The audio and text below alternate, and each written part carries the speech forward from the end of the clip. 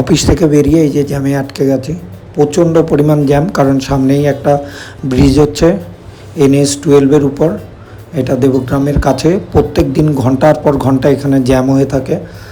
আগে দেখো কতক্ষণ ধরে এই গরমের মধ্যে এত এই গাড়িগুলো সব দাঁড়িয়ে আছে, প্রচণ্ড রোদের হিট।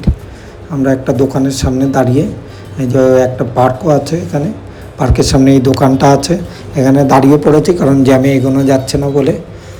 তো ওই যে নূর ভাই দূরে দাঁড়িয়ে বসে আছে অবশ্য। তো এই যে ঘন্টার পর ঘন্টা এই রোদের মধ্যে পুরো দাঁড়িয়ে আছে গাড়িগুলো, প্রায় 5 কিলোমিটার মতো লাইন লম্বা। এই যে দেখো, এটা ডেইলি বেসিসে হচ্ছে, দীর্ঘদিন থেকে এখানে জ্যাম হচ্ছে কারণ রাস্তা তৈরি হচ্ছে বলে। আর আমরা এখানে দাঁড়িয়ে আছি, এই যে নূর ভাইয়ের গাড়িতে এসছি, এই দোকানটা আছে পার্কের সামনে, এখানেই দাঁড়িয়ে আছে। কত লরি দাঁড়িয়ে আছে দেখো, এই যে লরির পাশ দিয়ে যেতে হচ্ছে সব গাড়িওয়ালাগুলো। এই গরমের মধ্যে কি দুর্ভোগ মানুষের, পুরো এই গরমে সেদ্ধ হয়ে যাচ্ছে এই লরির ভেতর থেকে। বা গাড়িগুলো যেভাবে জ্যামে আটকে রয়েছে, কখন সরবে তার কোনো ঠিক নেই। রাত্রে বেলাও যখন এখানে যে যাতায়াত করি দেখি এরকম গাড়ির লম্বা লাইন হয়ে যায়। এইদিকে 5 কিলোমিটার, ওইদিকে 5 কিলোমিটার, পুরো দুই দিকে রাস্তা এরকমভাবে ব্লক হয়ে যায়। প্রচন্ড পরিমাণে অসুবিধা হচ্ছে মানুষের, প্রচন্ড। অ্যাম্বুলেন্সগুলো ফেসে থাকছে এখানে দীর্ঘ সময় ধরে। রাস্তাটা দেখো পুরো ধুলোময় একদম, যত দূর দেখা যায় সামনে পেছনে এই যে গাড়িগুলো যাচ্ছে। সামনেরটা দেখাই তোমাদের, দেখো ধুলোতে অন্ধকার হয়ে গেছে, যেহেতু ব্রিজটার এখানে খোঁড়া হয়েছে রাস্তাটা পুরো। এই যে গাড়িগুলো আসছে ধুলোর জন্য আগে আর কিছু দেখা যাচ্ছে না, দেখো অন্ধকার হয়ে গেছে, এত পরিমাণ ধুলো, এতেই যাতায়াত করতে হচ্ছে।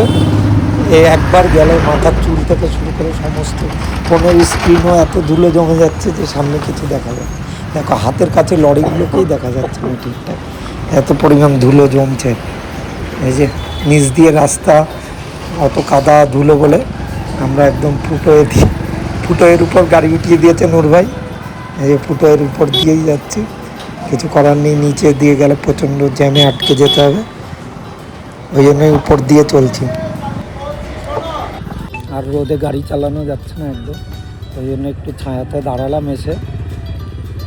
প্রচণ্ড পরিমাণ রোদ পড়েছে আর তেমন ধুলোবালি রাস্তায়, কারণ এখানে একটা ব্রিজ হচ্ছে।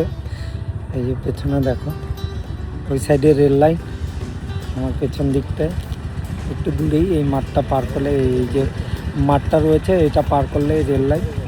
আর এই দিকটায় রয়েছে এই ন্যাশনাল হাইওয়ে, সামনেই টোল প্লাজা। এটা টোল প্লাজারই একটা গার্ডেন করা, খুব সুন্দর সাজানো। এখানে দাঁড়িয়ে আছি ছায়ার মধ্যে। টোল প্লাজার একটু আগেই এই রোডটা রয়েছে, এখানে দাঁড়িয়ে আছে কারণ প্রচণ্ড রোদ, প্রচণ্ড। এই যে আগেও লোক দাঁড়াচ্ছে এসে এই গাছের ছায়াতে। আরেকজনকে দেখাই তোমাদের, এই যে টোল প্লাজাটা দেখতে পাচ্ছ আগে দেখা যাচ্ছে গাছের ফাঁক দিয়ে।